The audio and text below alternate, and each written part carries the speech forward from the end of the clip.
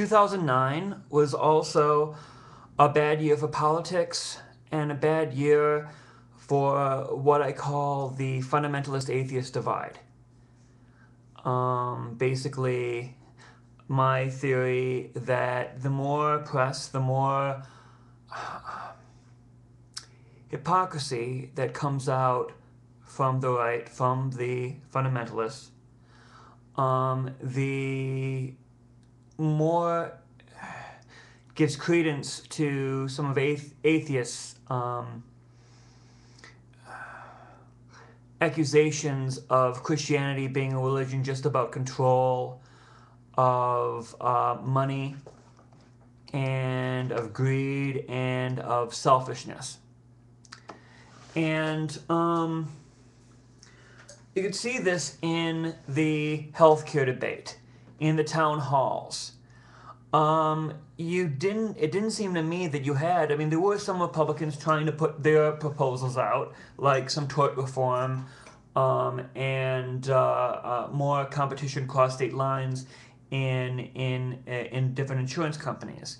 But mostly they seem to be obstructionists and fearmongers. Sarah Palin with the death panels thing. And I think it was Senator Imhoff saying that this bill will kill grandma. But then you also have Grayson, Representative Grayson from Florida, who basically accused the Republicans of wanting to kill people and of committing a Holocaust because of their treading water on healthcare reform and fighting healthcare reform. Now, the Holocaust was evil. The evil that I think is coming from the Republicans is more of an evil of indifference. But even that might come off as a little incendiary. But what we want are people to act like adults and say, okay, we're having problems with this, but why don't we I'll give you this, you give us some reasonable tort reform, we'll give you the public option. Or things like that. But there didn't seem to be any working on anything. It was all, this will be Obama's Waterloo by Senator DeMint. The death panels. Joe Wilson shouting out against the president, you lie. And that's the hypocrisy. If like, let's say Nancy Pelosi or Barney Frank shouted that out during one of Bush's speeches, the right would pillory them. But then here is a conservative politician doing the same thing. And proven that it didn't give healthcare benefits, subsidy benefits to illegal aliens. Maybe it wasn't as hardcore on illegal aliens as they would like, but he didn't technically lie. And that's the thing. If it was talking about abortion or something else, I could understand. But he's talking about illegal immigrants, which I believe that if you want to become an American citizen, you should go through the process. But I also don't believe we should deny people medical care. If someone, like, let's say, goes to the emergency room, we'll have to check their green card, check their ID, make sure they're a citizen before we help them. I mean, we are the religion that has the tale of the Good Samaritan. And this whole thing just reeks of, we're not doing this because it will cost money. We want to keep our tax brackets low. And I believe that is selfish. And I mean, yes, the middle class would get a slight tax hike. I mean, the upper classes would pay more, and just people don't want to do that. And I personally believe that is kind of selfish.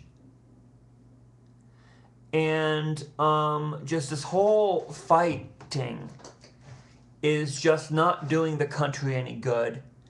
And the tea rallies, Michelle Bachmann, all these senators on the right. But yet I looked at votesmart.com that said their votes, and I made a couple of videos about that. But yet I said, you know what, I should write them and ask them. But did I do it yet? No. I don't know why. I don't know if I'm afraid, lazy, combination of the two. But if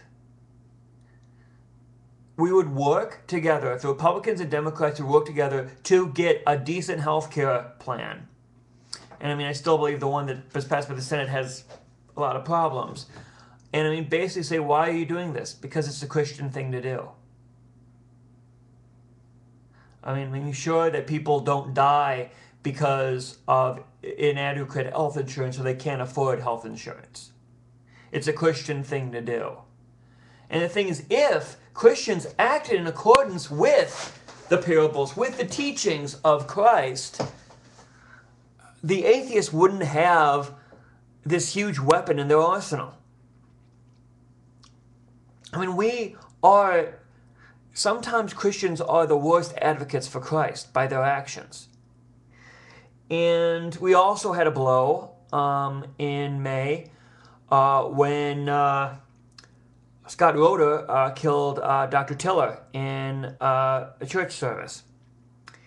And abortion, I believe, is one of the most heinous things in society right now. Up there with exploitation of the poor and pornography.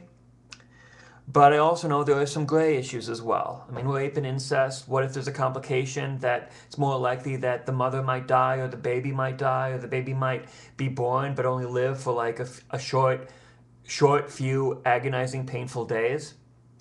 And I mean, these issues are, some people say Christianity is black or white. I believe Christianity, you have to take moral stands, but you have to look at all the angles of the issue, so you don't become like a Pharisee. You don't become someone who